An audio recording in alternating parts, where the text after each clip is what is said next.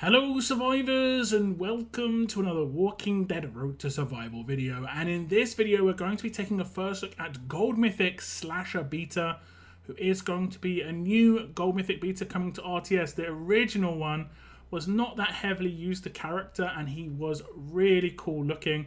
I think this one looks pretty cool too, quite good Halloween-y vibes. Got the kind of Myers visuals on the right hand side. Is any fans out there? Am I getting that right? I think he kind of looks reasonably similar. But he's got his trench coat on, and he's got obviously the Whisperer mask on, as he is a part of the Whisperers. We have had a Slasher Alpha already, and on the left hand side you can see he's kind of like got the same sort of art backdrop, the kind of style. Whereas I think Alpha had a cornfield, he's just got like clouds and a moon and some walkers by the looks of things. So it actually looks really, really cool. I like this a lot. Now if we look at his stats, we can see at level 1440 limit break 3, he has got 30,674 attack, 23,006 defense, and 23,006 HP. He is a fast character. He's holding that attached knife. It does look like he's got an attached weapon. He is a damage roll character. He is of course a gold mythic, and he's going to be joining the Holiday Heroes, another character to join the Holiday Heroes, along with Slasher Alpha, to be fair. So it does make a reasonable amount of sense between those two characters at least. But he is definitely kind of like in the Halloween kind of style and vibes for sure. Now if we take a look at his Adrenaline Rush, it is called Bloody Slaughter. It's a 66 AP cost rush. Make 2 attacks against an enemy for 300% damage, 600% total. 2 other enemies get 10,000 bleed for 2 turns. So pretty straightforward. There's percentage damage on the first half, which is kind of like got the potential of 2 takedowns. Although it's not a huge hit individually, you know, it could obviously work with other parts of his kit and how that's going to, you know, transpire to add effects or, you know, work with his passes. We'll have to wait and see there. 2 other enemies getting 10,000 bleed damage for 2 turns is quite a lot of bleed. You'll have to have the right setup or come up against particular teams for the bleed to work properly. But you can kind of just see that as bonus damage. Now, if you were to take him in against, let's say, Faction Assault in the future, you would have to attack a like side opponent for this to land on the boss. That's only a downside, in my opinion. But he could be seen as like a secondary character when it comes to, you know, being someone who can help out with a, you know, a bleed team because of his specialist skill. That's going to be very helpful as well. So the combination, just based on the rush, because that can proc his specialist skill, with like someone like Shiva, these 2 characters could work together really nicely. Okay, so we have got the Adrenaline Rush up of Beta, and what we're going to do is we're going to rush Garrett here. I'm hoping I don't take him down in one hit because we want to see where this bleed lands properly. And it is going to land on 2 separate characters. We didn't actually take him down at all, which is actually kind of nice. I gave him a defensive weapon. He has not got the weapon that is part of his kit in his hands. We'll look at that a little bit later. You can see that he has got 10,000 bleed to both Alice in the top right hand corner and Doc Stevens in the bottom right hand corner. Obviously this is going to be nice. If we just defend, they'll do their actions, and then we'll have the bleeds come out, but we'll also have a little bit of burn by the looks of things as well. So that's obviously quite nice indeed. Now the better weapon that he has, the more damage he does, the better teammates he's got around him. For instance, you could use Isabel on a team with him and it will boost his damage because he is a fast character. You could use someone like Carl on a team with him and it will give him 60% extra attack. There's definitely some nice combos that you can get where he's going to get a big boost to his attack.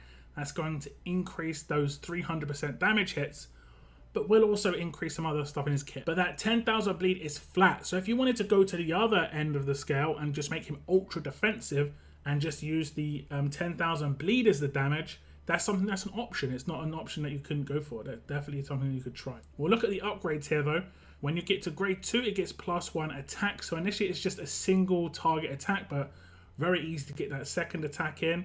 At grade 4, it gets an upgrade where one other enemy gets 5,000 bleed for 2 turns. So initially it doesn't do any bleed to anybody. At limit break 1, it gets 2 enemies get 5,000 bleed for 2 turns. And then at limit break 3, it gets 2 enemies get 10,000 bleed for 2 turns. So pretty big upgrades. Initially it's just a single attack by the sounds of it for 300% of damage. It's going to get quite a few upgrades as it goes. But I think this rush is just okay. It will make his specialist skill proc as well. So if anyone is already bleeding, obviously he'll double that. You did see maybe the crosshairs come out because he did hit a crit. And that's what happens with that specialist skill as well. So he has got decap potential. So the decaps can come in with the rush, even though it's not guaranteed. It does obviously require him to hit crits. But so like I say, I think this rush is just okay. We're going to have to see how it's going to work with the rest of his kit to see how powerful this is. You might have noticed one thing on that last attack that was just kind of like, that was interesting. We're going to have to get onto the passive to see exactly how that's going to work though. But first we're going to be looking at the signature move, and it is called Left for Dead. It has initial cooldown of turn 1, cooldown of 2 turns, number of uses unlimited. Remove all positive effects from 2 enemies in the front row. Those enemies get 5% of this character's attack in hemorrhage damage. Now, I will just go through it first. It's split into 2. All positive effects get removed first. So if anyone has any buffs or any resists, they're going to be removed. And then it will apply the 5% hemorrhage damage. Previously, you may think that this wasn't that good, but since there were changes to how things like damage over time reduction and resists on characters' kits work, they work as buffs now. And he's not just removing like 2 buffs or 1 buff, he's removing all positive effects. So it's guaranteed to remove, everything, be it burn resist, bleed resist, every kind of resist. And then he'll apply the actual bleed. Now, there is potential that someone has a resist mod and that would not affect this, but it's unlikely. Most people don't roll with actual mods now. So front row characters will get hit with a 5% hemorrhage of his actual attack at the time. So that can include Isabel buffs and Carl buffs, like I said before. So that's going to be massive attack amounts, and he's going to be doing much higher hemorrhage damage because of that. So here we are off the first turn, and what I'm going to do here is I'm going to defend on everybody else as I already have. I'm not going to select an enemy. Actually, I'm going to select the leader because I'm not sure if that's actually counts as front row. I guess it doesn't. I'm guessing it's going to be Molly and Garrett that have this hit, and they will have the hemorrhage applied to them. Who's it going to be applied to? It is going to be those 2. Now, what we want to see is what does it go up to? It was 4,300 first. It gets doubled. So I guess the next turn, let's just have a defend on everybody else again. I think it will go up by 4,300 again, or will it double again?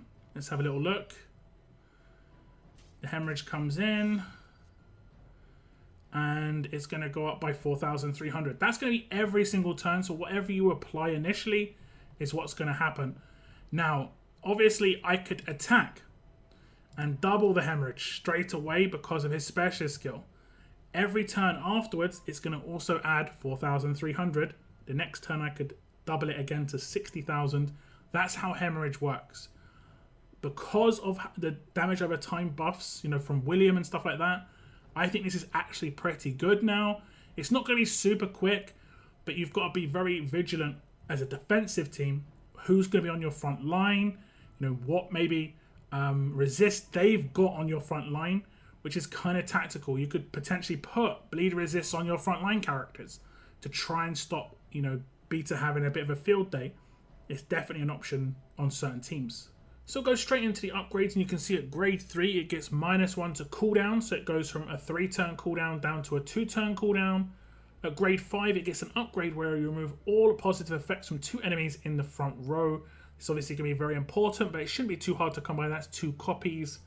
And then at limit break 2 it gets -1 to starting cooldown. I would say this is quite important just because you want to get the hemorrhage to go off as soon as possible, and obviously it will increase the hemorrhage damage straight away. It is worth noting that this is not going to work against like faction assault bosses because I believe they'd be central characters. So you're going to have to rely on other characters to apply bleed to actually make Slasher Beta's specialist skill work, unfortunately. That is just one thing to note. Now, I like this specialist skill. I like the fact that it could potentially see teams come back around, and this is a good kind of effect, a good character to punch up against stronger teams. It may take you a while to win a fight, but it does mean more fights should be winnable long term. You can have that team that you've got built to go in against teams that are much stronger than yours. You can tank him out. It will make his hemorrhage a little bit lower, but it will mean he's got better survivability, and he can obviously just double that hemorrhage every turn. He's got the decap potential. As long as he hits a crit once when the hemorrhage takes that character down, they're decapped. It's just as simple as that. You have to be teamed up with the right characters. You have to put him in, obviously, a decent team. But I think it has pretty good potential. And hemorrhage, honestly, is quite a lot of fun, in my opinion. But now we'll move on to the mythic abilities. These are Beta's passives. Now, there is an extremely strange passive in here. And you've got to basically, basically just listen and understand how it works. The first one is called Agility. Increase in basic attack damage. That's 20% extra on the hits, and that's going to work on both the hits on the rush. It's going to work on his basic attacks. His signature move does no damage, so it will not work there. The next one is Prepped for Hell. At the start of each turn, 100% chance all enemies get 1,000 burn for the rest of combat. This isn't going to be that much burn, but this is where the next one is going to be quite a big deal. When attacking, 100% chance to extend the duration of bleed and burn effects on the enemy by 2 turns. So this is just obviously going to extend how long these effects work. This is going to be good for Faction Assault because he's got a specialist skill that will double, and then Psycho here, which will extend it. That is such a nice combination, and I like that quite a lot, actually. Now here's where it gets strange, but you just got to understand how it works. The next one is called Splatter. When attacking, 100% chance to remove burn from the enemy. Now, if you remember back to the S-Class era, there was a character called Diego, and Diego removed all negative effects from an enemy. Actually, I think it was from a bunch of enemies, and he would effectively nuke that team if they had trauma on them. Now, trauma is an effect where every time a character resists any effect put on them, be it stun, taunt, so on, it will do the amount of trauma damage they've got on them, but it'll also do damage on them if they cleanse something. And it also happens when Beta cleanses something on an opponent. So he can cleanse burn, which is not that much burn, it's 1,000, you're not missing out on much, but he can make any trauma on a character proc. Now I will say there's another part of his kit, namely the weapon, which is going to add reasonable amounts of trauma, and obviously there's characters out there that can do trauma like Mateo and Wanderer. So you can get quite a lot of trauma up quite quickly, and remember, trauma stacks, so you can get the entire trauma characters out to stack up trauma on one particular character and then just attack them with Beta, and he'll just apply the trauma removal, and it could potentially do tens of thousands of damage in the right case. Okay, so we have this team right here, and we have the Wanderer who has got trauma. So what I'm going to do is just apply trauma up here. Signature is going to come out. He's going to apply some trauma. You can see 10,000 trauma is on Garrett right here. If I just do a basic attack, it's going to remove the burn that's on him, and it will instantly apply the 10,000 trauma, as you can see. Now, if I had other characters that applied trauma, it would be up to, 10, 15, 20, so on and so forth. And like I said, there is something on Beta's weapon that applies trauma as well, which we'll see later on in the video. But the potential for trauma damage is actually quite high. And this should work on Faction Assault bosses if you can apply trauma. I'm not 100% certain if you can, but if you can, they resist all the time. So you're going to be proccing stuff quite a lot in that case. So we'll just get straight into the upgrades on the passives. You can see at grade 1, he gets the first half of Prep for Hell, which is a 50% chance all enemies get 1,000 burn for the rest of combat. This happens at the beginning of every turn, so even when he removes it, it'll be reapplied the next turn. At grade 2, he gets the first half of Agility, 10% increase to basic attack damage. This also includes his rush. Then at grade 3, it goes up to a 100% chance that all enemies get that 1,000 burn.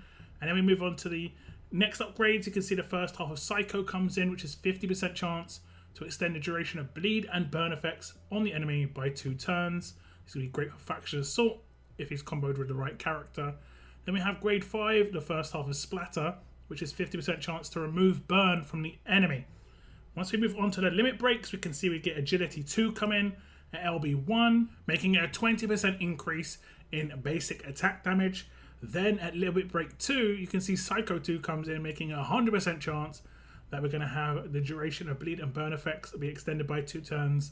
Then finally at LB3, we have Splatter 2 come in, making a 100% chance to remove burn from the enemy, and that's going to be where you can get that trauma to be very effective on against any sort of attack teams, be it potentially Faction Assault. We'll have to see if that actually works there, but definitely against these defense teams for sure. Now remember, of course, that trauma does stack, so you can go up really high especially if you have characters that have extended trauma. So for instance, if a character comes in with 3 or 4 turn trauma, it's just likely to get much higher because you're going to be able to stack it turn after turn after turn. If you have anyone with multi-hit rushes, that have like a trauma weapon, that's going to apply each time they hit with that weapon. So there's big potential in the future for trauma teams, especially around beta here. I do quite like the fact that this is a very different setup than what we normally get, rather than the same kind of kits that we get over and over again. It is nice to have a bit of a different kit to actually have fun with. We'll have to see how beta does and the kind of characters that will come out in the future that will synergize with this character, making him more effective. Now, before we move on to his special weapon, I'm going to be going over his specialist skill. Pretty basic. It's Bloodthirst. It's a dual specialist. He gets Lacerator, which basically doubles any bleed effect on an enemy that he attacks. This includes the actual hemorrhage that he can put down on his Adrenaline Rush and any other bleed effect done by another character. And then, of course, he has got effectively Headhunter on this as well. So when he hits a critical attack, he will hit crosshairs for 3 turns. And if that enemy is taken out in those 3 turns, it is going to be a decap. So he is going to be very effective at keeping characters down, extending like bleed burn and stuff like that. This character actually looks pretty good for like I say, punching up against stronger teams. It won't be quick to beat them, but you'll be able to have a bit more chance, and beta looks very effective in that case. This specialist skill is also good on Faction Assault. If you team him up, particularly with Shiva, he's mainly going to be used against Governor and Negan because that's the all allegiance, bosses, and I think he could have quite a nice team up there. It's a shame because I think a character that had Bloodthirst in the past, maybe the first actually, I'm not actually sure, was Dayu, and she was a lot of fun, and I wish Faction Assault was out during the S-Class era, like actually decent. But it's nice to see it coming back around now, and the potential for him to be used there is pretty high. Now we have his attached weapon. This is where things get kind of interesting. Slasher Beater's Bloody Machete. It has 35% attack, a huge bonus to AP when attacking. In the third slot, it has a unique special, Holiday Trauma. All Holiday Heroes Allegiance teammates apply 5,000 trauma for 2 turns when attacking. Remember, this stacks as well. So you can get potentially thousands of trauma on a character turn 1. Now if a character has a multi-hit sig move or multi-hit rush, it will apply it multiple times as well because it's each attack. This will be very interesting indeed. In the last slot, he has improved critical expert, turns character's base crit chance to 100%. This character gets plus 20% crit damage. This is going to be actually really good with his specialist skill because he's got just a great chance of actually hitting the crit this way, and that's going to be a great chance of applying crosshairs, so much higher chance of decaps actually coming in. Okay, so we're going to attack a quick defense team here, and you can see I've got quite a few Holiday Heroes on this team. Obviously you don't have to use as many as I've got 4 right now, but each time I attack I will get the bonus from Beta's weapon, applying 5,000 trauma. So I'll be able to do that. If I just do a basic attack, you'll see 5,000 trauma goes onto the enemy. And then if I do another basic attack or a signature move that does an attack and not deals damage, it'll add it on top, so making it 10,000, so on and so forth. It'll be interesting to know, if we've got any characters that come out in the future that have multi-hits onto the same character, and that way potentially you could get much higher trauma early on in the fight. Like I said, we'll have to find out. Then we've got other characters that are going to boost the potential for Beta's damage, and that means that when I do his signature move, it's going to apply just slightly higher trauma. Even if it's only slightly higher, it's just nicer to have it start off in a nice place. So what we'll do is we'll obviously do what we just did. Now we can stack up the trauma even higher because remember it does stack. It lasts for 2 turns, so we'll do the 3 attacks. It now should be at 30,000. Let's see. It is, and then when I attack, we'll remove the burn, and she should take 30,000 damage. This is going to be every time she has that happen. So for instance, the next turn, when we do the attack, she's going to heal up because she's Nor. You know how Nor works. But we can do multi-hits. Got multi-hits against the same character. Now the trauma should be quite high because we've, 35, 40,000. And obviously the bleed. So now when we do, I'm not going to do his rush, but if we just do a basic attack, we're going to double it to 50,000 hemorrhage, and we're going to do 45k on the trauma. I could finish it off with Isabel, but we're going to have a little bit of fun because she's going to hit all the way back up because she's got Pam as the leader. You know how it works, but she's going to take trauma. She's going to take hemorrhage damage here, and we can just see kind of how high we can get this. You know, we've got the hemorrhage up to like 100k now, I think. I don't think she's going to be able to survive it this time. Let's have a little look. So, like, no matter what, you should be able to break through a team just because of this hemorrhage on the front line. Even if it does take a while, and that character will get decapped in this case. So, it may take a while to get through some of these harder teams, but I think this is a character that kind of does balance it out a little bit, even if it is slow. And just for comparison's sake, Slasher Beta's actual base attack stat is higher than Titan's, George's, it's higher than the new Sadiq. So he's going to be doing really good damage if you get the right multipliers in there. He's not going to have a 1535 bonus from his weapon, but it's up to you. You could potentially swap in a weapon if you don't want to heavily utilize trauma and you want to go for more of a hemorrhage style team. There's a lot of options with how you can build Beta out and the teams he can go into. Well, I think the like minimum of him is going to be quite slow. The potential of the teams he could go into could just be like kind of a nice bonus, and you still have those heavy hitting characters that are going to be just wrecking after he's already put down things like crosshairs. He's already got a lot of damage in because of his hemorrhage being multiplied a few times, so there's definite potential there. And it's a little bit of fun. I think, you know, trauma and hemorrhage can be quite a lot of fun to use on attack teams. So this was just a quick look at Gold Mythic Slasher Beta, who I think is a very interesting character indeed. He has a nice kit. It is very interesting kit indeed. And I think we need more characters like this that are actually interesting, you know, that keep people thinking rather than the same sort of like character that we've seen quite a few times again and again. It's nicer to have a character that is just different.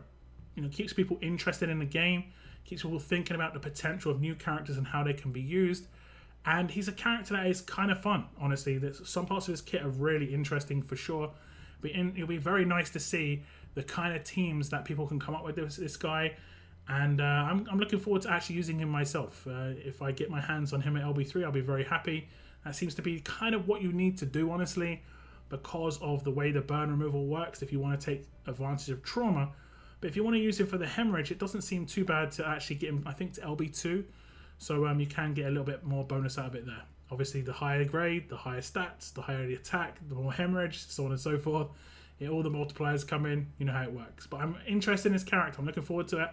And a new beta avatar. Yes, please. Yes, please. That is the end of my video, though, guys. If you have any thoughts on this character, please leave them in the comments down below. I want to thank you very much for tuning in. And as always, keep on surviving, guys. Keep on surviving.